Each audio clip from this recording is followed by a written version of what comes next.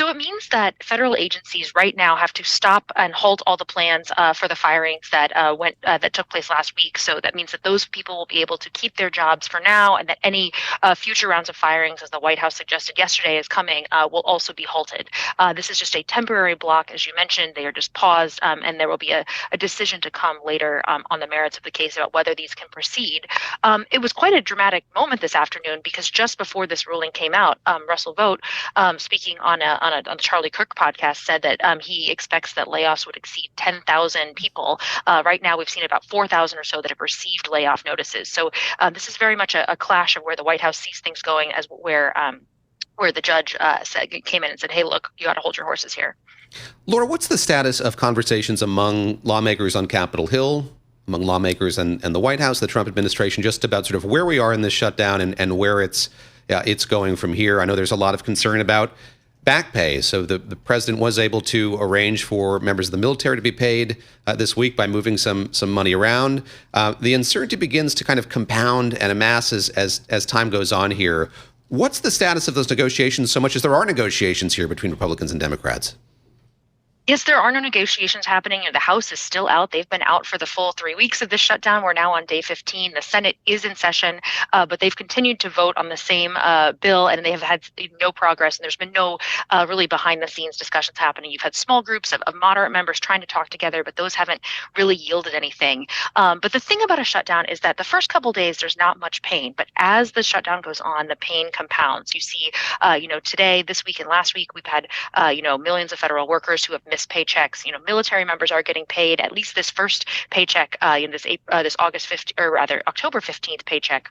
They'll be paid, but it's unclear if later in the month, if the shutdown persists, if they will. We've already started to see some delays with air travel.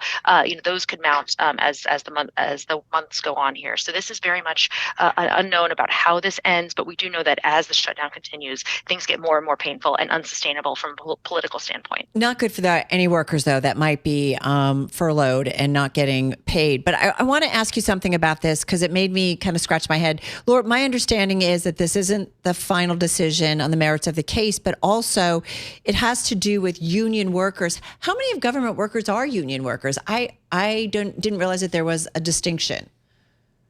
Yeah, there's a high percentage of federal workers who are unionized. I don't know the exact figure, but there's a patchwork of unions that represent various agencies, and they've been very involved, in the process here. We really saw them start to mobilize earlier this year in regards to the Doge firings, as that happened very swiftly. This is one of the things that they've kind of realized is they need to get out in front of these cases a lot, because once workers leave the building, they have their badge taken away, they have their email taken away. It's really hard to bring some of those people back, even if they are later. If the firings are later ruled illegal. So you see sort of a change in strategy here of wanting to make sure that those workers don't leave their posts, get out the door while the merits are being decided.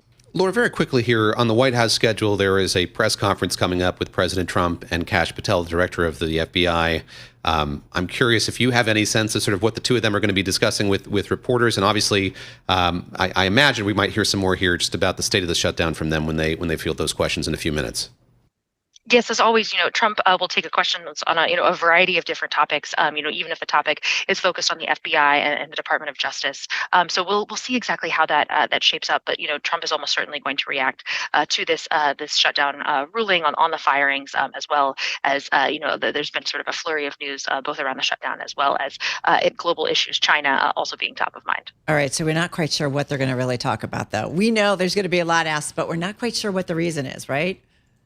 Exactly. They have not yet specified that, which is not atypical.